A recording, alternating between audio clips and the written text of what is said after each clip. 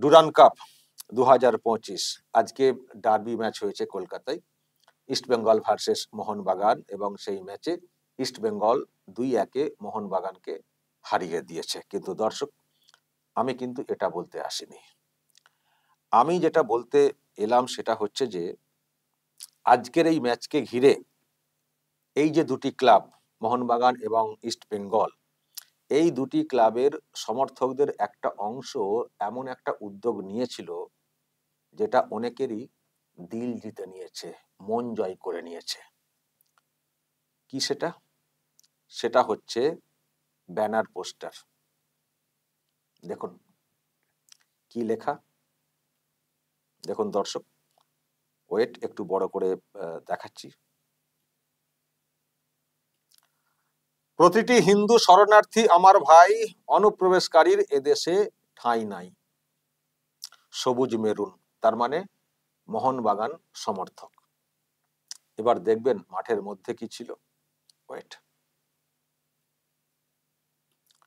দেখুন, যাদের জন্য ছাড়লাম দেশ, তারাই পড়েছে বাঙালির বেশ। লাল হলুদ, তার মানে ইস্ট বেঙ্গল সমর্থক। আরো ছিল, দেখুন, save Bengali refugees, support CAA. CAA এর সমর্থনেও আজকে লেখা তুলে ধরা হয়েছে মাঠের মধ্যে।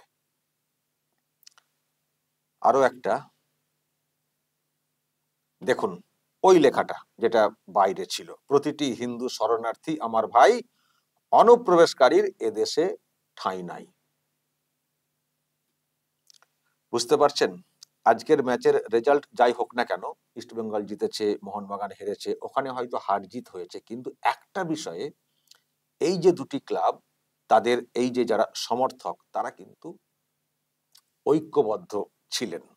একাট্টা দুই ক্লাবের সমর্থকদের যে বার্তা, সেটা কিন্তু এক, যে যারা অনুপ্রবেশকারী তাদের কোনো ঠাঁই এখানে নেই, যারা শরণার্থী হিসেবে এসছেন ওখানে অত্যাচারে, ধর্মীয় অত্যাচারে, তারা আমাদের ভাই।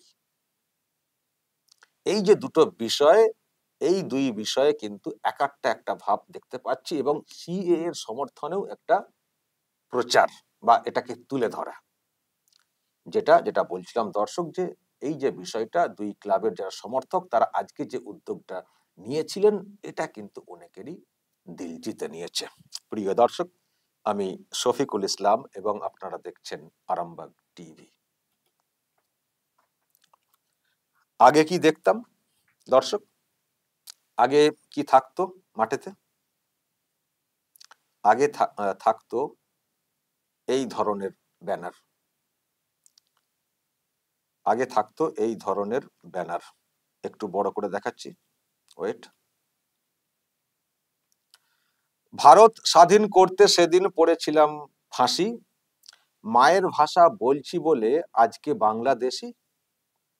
বুঝতে পারছেন ঠিক কাদের কথা এটা? এখানে দেখতে পাচ্ছেন লাল হলুদ, যেটা বলার চেষ্টা হচ্ছে যে ইস্ট বেঙ্গলের সমর্থক, কিন্তু এই যে বক্তব্যটা, এটা অ্যাকচুয়ালি কাদের এবং এটা কতটা পলিটিক্যালি মোটিভেটেড, সেটা তো আমরা পরিষ্কার বুঝতে পারছি। এটা থাকতো আগে, এবং আরো থাকতো কাগজ দেখাবো না, আমরা কাগজ দেখাবো না, থাকতো না?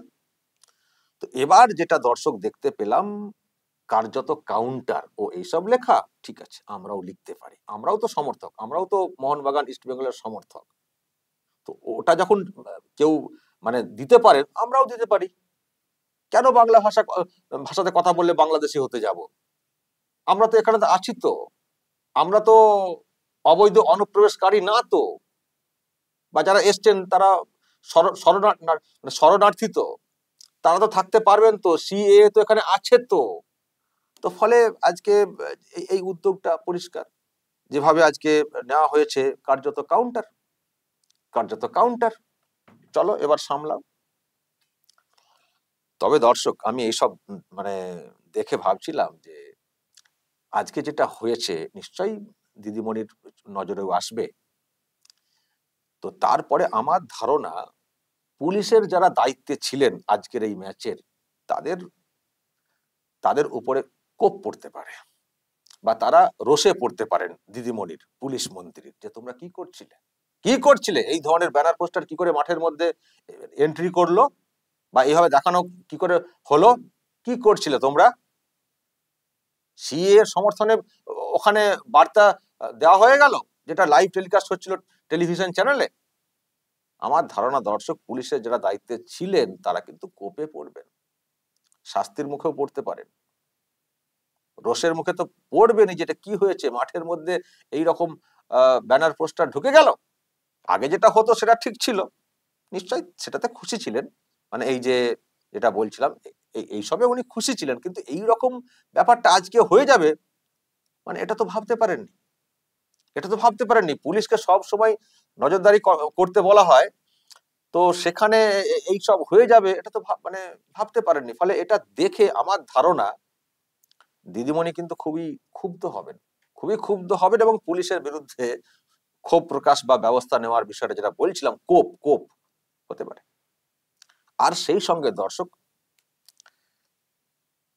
যেটা মানে ভাবাচ্ছে আমাকে, আমার তো মনে হয় না যে 26-এর ভোটের আগে এই মাঠেতে আর কোনো ডার্বি ম্যাচ করতে দেওয়া হবে বলে আমার তো সেটার মনে হচ্ছে না। কারণ আজকে যেটা হয়েছে, যেভাবে এটাকে তুলে ধরা হয়েছে, সিএ এর সমর্থন পর্যন্ত ওখানে আনা হয়েছে, ফলে এটা দেখে আমার মনে হয় না অন্ততপক্ষে 26-এর আগে এই মাঠেতে আর কোনো ডার্বি ম্যাচকে অ্যালাউ করা হবে বলে। ঠিক যেমনটা ওই গতবার ডুরান্ড কাপের যে ডার্বি ম্যাচ যেটা হওয়ার কথা ছিল এই মাঠেতে, যেটাকে বন্ধ করে দেওয়া হয়েছিল। কারণ গতবার আরজিকর সেন্টিমেন্ট ছিল, এবং তখনও এই দুই ক্লাবের যারা সমর্থক তারা কিন্তু একযোগে ওখানে বার্তা দেওয়ার একটা উদ্যোগ নিয়েছিলেন। তো সেই জন্য সেটা মানে বুঝতে পেরে ওই ম্যাচ কলকাতায় করতে দেওয়া হয়নি, ডার্বি ম্যাচ। নিশ্চয়ই তো আপনাদের মনে আছে, নানান সব কারণ ব্যাখ্যা করা হয়েছিল, যে মানে ভুলভাল সব কারণ ব্যাখ্যা করা হয়েছিল। আসল কারণ ছিল যে ওখানে এই ম্যাচ হলে মোহনবাগান এবং ইস্ট বেঙ্গলের যারা সমর্থক তারা সব এক হয়ে যাবেন, এক হয়ে আওয়াজ দেবেন, স্লোগান দেবেন বা ব্যানার পোস্টার নিয়ে যাবেন। তো সেই জন্য ওই ম্যাচকে বাতিল করা হয়েছিল বলেই অনেকে মনে করেন।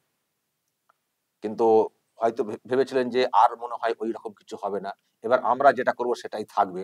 কিন্তু এই রকম যে একটা আজকে কাউন্টার হয়ে যাবে, আমার মনে হয় এই ধারণা ছিল না। ফলে যখন আজকে এটা চলে এসছে, আর মনে হচ্ছে 26-এর আগে এই মাঠে আর কোনো ডার্বি ম্যাচ অ্যালাউ করা হবে বলে মনে হচ্ছে না আমার। তো দর্শক, বলবেন আপনারা যে উদ্যোগটা আজকে নিয়েছেন মোহনবাগান এবং ইস্ট বেঙ্গলের সমর্থকরা, কার্যত কাউন্টার করা, এ নিয়ে যদি আপনাদের কিছু বলার থাকে অবশ্যই বলবেন, এবং নজর রাখবেন আরামবাগ টিভিতে।